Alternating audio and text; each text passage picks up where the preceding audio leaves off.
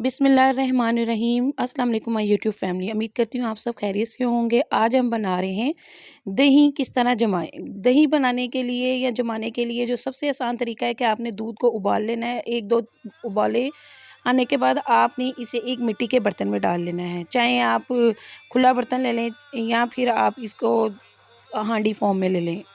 दूध को हमने बर्तन में डाल के कुछ देर के लिए ठंडा होने के लिए रखना है और एक बोल में थोड़ा सा दूध हमने सेपरेट निकाल लेना है। इसके बाद जब आप देखें कि दूध उंगली डाल के चेक कर लें कि नीम गर्म दूध है और दूध हमारी उंगली को बर्दाश्त कर रहा है, तो हमने उसके बाद जो लैदा एक बाउल में थोड़ा सा दूध लैदा निकाला हुआ है, एक चम्मच कॉर्नफ्लोर का डालना है।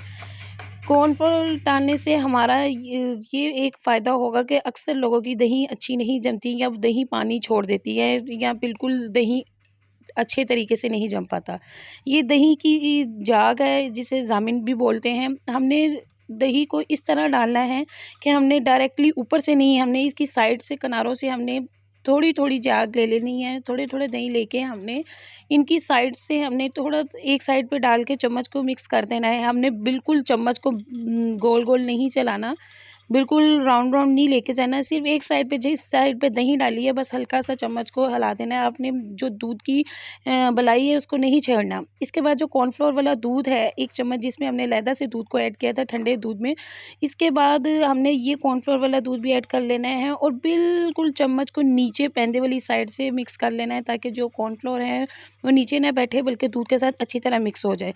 क्योंकि कॉर्नफ्लोर डालने का मकसद सिर्फ आपको ये बताना है कि जिन लोगों के घर में दही अच्छी नहीं बनती, दही पानी छोड़ देती है, तो इसको डालने से दही पानी नहीं छोड़ेगी। इसके बाद हमने प्लेट ऊपर से दे के इसे ओवरनाइट के लिए रखना है। अगर तो गर्मियाँ हैं तो फिर प्लेट दे के ढाँप दें और अगर ठंड है तो ऊपर से कोई कपड़ा दे दें।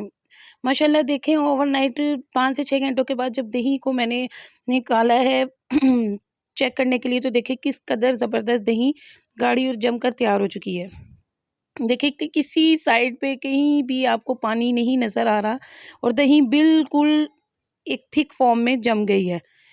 और कॉर्नफ्लोर वो लोग स्किप कर सकते हैं जिनकी दूध अच्छा है, तो आप उसमें ना भी डालें कॉर्नफ्लोर तो चलेगा। उम्मीद करती हूँ आपको मेरी रेसिपी पसंद आई होगी। इसी के साथ मुझे इजाज़त दीजिए। अल्लाह हाफ़िज़।